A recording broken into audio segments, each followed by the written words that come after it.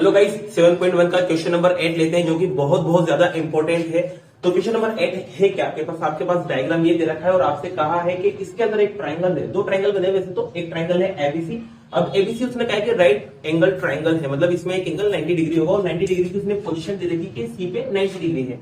ठीक है, इसके बाद इसने क्या कहा है आपसे, इसने कहा है कि जो एम है ना, एम वो हाइपोटेन्यूस एबी का क्या है, मिड पॉइंट है, मतलब मध्य बिंदु है। मतलब एम जो हो एकदम मिड पॉइंट है। मिड पॉइंट मतलब दो बराबर टुकड़े करेगा। इसका मतलब ये हुआ कि बीएम बराबर हुआ किसके, एम के। ये आपको दे रखे कि बीएम बराबर है एएम के। इसके अलावा एक चीज और दे रखी है उसमें कि जो सीएम है ना वो बराबर है किसके, डीएम के। ठीक है, और आपको ये चार चीजें प्रूफ करना है। तो चार चीजें में से पहली चीज को मैं उठा लेता हूं। पहली चीज आपके पास क्या है, ट्राइंगल एएमसी और बीएमडी, इनको कॉन्ग्रेंट करना है। तो इनके अंदर मुझे कॉन्ग्रेंट करने के लिए कितनी चीजें बताना है, तीन चीजें बताना है। तो यहाँ ट्राइंगल एएमसी और दूसरा ट्राइंगल आपके पास है बीएमडी, इसको अपन उठाते हैं। तो इसको उठाएंगे तो इसमें तीन चीजें बताते हैं। तो तीन चीजें बताने के लिए सीधी सी बात है, दो तो उसने दी रखी है कि इस वाले ट्राइंगल में सीएम जो है ये रख देखो, और इस वाले ट्राइंगल में कौन, डीएम, वो क्या है, आपस में बराबर है। क्यों बराबर है, क्योंकि गिवन है।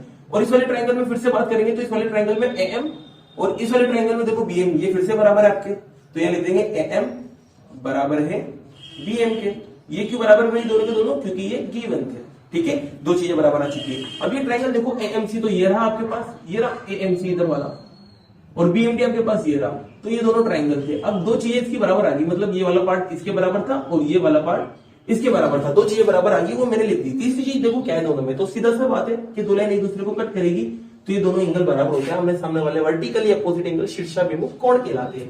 तो बेटा एक बार कौन एंगल, ये वाला कोण बराबर होगा ना, मतलब दोनों एंगल आपस में बराबर होंगे। तो पहले इस वाले ट्रायंगल की बात करेंगे अपन एएमसी की। तो एएमसी ये रहा, तो इसका एंगल एएमसी बराबर होगा उधर, पहले तो इसका एंगल एएमसी बराबर होगा, इधर वाला ट्रायंगल लेंगे बीएमडी। तो बीएमडी में कौन सा एंगल, ये वाला, तो ये भी क्या होगा, आपस में बराबर होगा। तो ये लो बीएमडी, ये क्यों बराबर, तो ये वर्टिकली अपोजिट एंगल है, हिंदी में बोलते हैं शीर्षाभिमुख कोण। तो यहाँ रूल कौन सा लगेगा, देखो दोनों साइड है और उसके बीच का एंगल आ रहा है, तो रूल लगेगा यहाँ पर साइड एंगल साइड, और दोनों ट्रायंगल जो है आपके पास ट्रायंगल एएमसी वो कॉन्ग्रेंट हो जाएगा किसके, ट्रायंगल बीएमडी के। ये आपका पहला प्रूफ कंप्लीट हुआ। अब तो पहला पार्ट अपना इस तरह से प्रूफ हुआ। अब सेकंड प्रूफ को करने के लिए देखो यहाँ पर मैं क्या करना पड़ेगा, सीपीसीटी लगाना पड़ेगा। और सीपीसीटी लगाने के लिए देखो ये दो ट्रायंगल आपके पास दे रखा है, एक तो ये वाला एएमसी और दूसरा ट्रायंगल आपको ये दे रखा है। तो एक बार बताओ, जब सीपीसीटी लगाएंगे तो ये वाला एंगल और ये वाला एंगल आपस में क्या होगा, बराबर होगा। क्यों, क्योंकि जब इसको ये घुमाओगे और इसको ये घुमाओगे ना तो एक ही तरफ वाले एंगल होंगे। तो इस वाले एंगल का नाम तो होगा आपके पास एमडीबी। तो सीपीसीटी लगाएंगे तो आपके पास रहेगा एंगल एमडीबी बराबर होगा किसके भाई, बराबर होगा इस वाले के। और इस वाले एंगल का नाम आपके पास होगा एमसीए। क्या होगा भाई, एमसीए। ये दोनों आपके बराबर आ गए। ये इक्वेशन फर्स्ट आ गई। और इसके अंदर एक और सीपीसीटी से एक और रिजल्ट में लिख लेता हूं जो मुझे आगे काम आएगा। तो सीपीसीटी एक बताता हूं, ये दोनों ट्रायंगल कॉन्ग्रेंट थे। तो कॉन्ग्रेंट है तो सीपीसीटी की मदद से ये वाली लाइन और ये वाली लाइन आपस में क्या होगी, बराबर होगी। इसका मतलब मैं यहाँ पर एक और सीपीसीटी से लेना चाह रहा हूं कि यार जो बीडी है ना, बीडी जो है वो बराबर है, बीडी जो है वो बराबर है किसके, एसी के। इसको अपन आगे काम में लेंगे जब अपन क्वेश्चन नंबर 2 प्रूव करेंगे। तो पहले इसको बात करते हैं अपन इस एंगल की। यार ये एंगल एक तो ये रहा और एक एंगल ये रहा।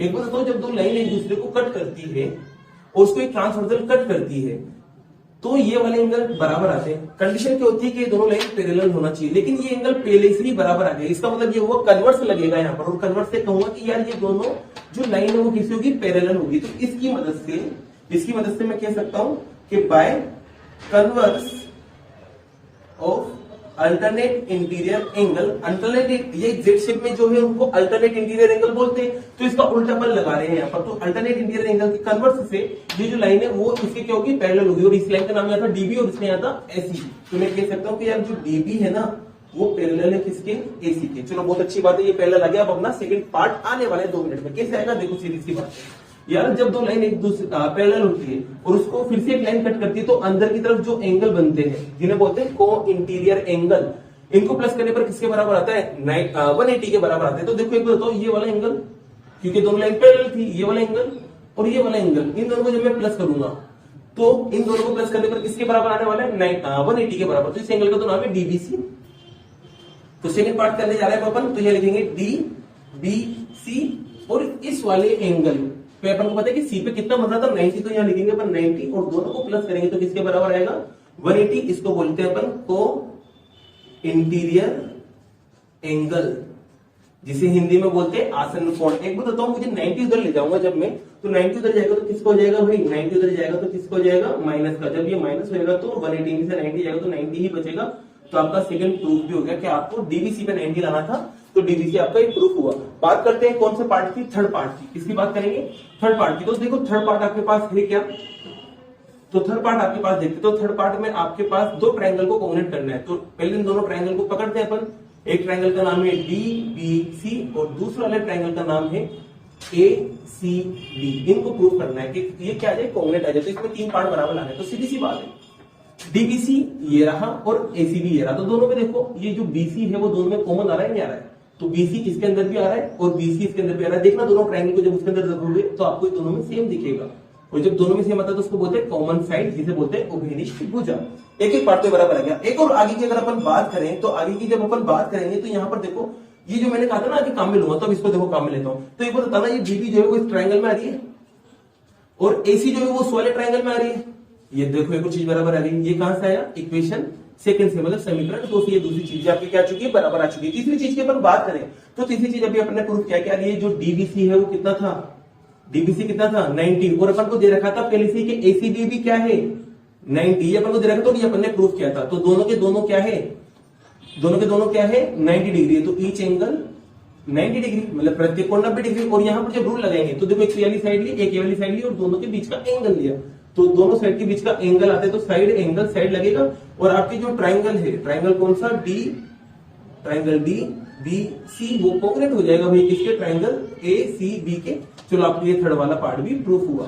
अब बात करते हैं किसकी, इसकी। तो इसकी बात करें तो सीधी सी बातें को बताओ, फोर्थ पार्ट को अगर मैं प्रूफ करूंगा तो ये दोनों ट्रायंगल को जब मैंने कोऑर्डिनेट किया, तो जब मैं इसमें सीपी लगाऊंगा, क्या लगाऊंगा, सीपी लगाऊंगा। तो सीपी से क्या होगा कि जो ये जो डीसी है वो बराबर आएगा किसके, एबी के, क्योंकि अपन ने ये दोनों ट्रायंगल को कोऑर्डिनेट किया। एक तो ये वाला ट्रायंगल लिया था और एक ये वाला ट्रायंगल लिया था, तो ये दोनों लाइनें बराबर आएगी नहीं आएगी।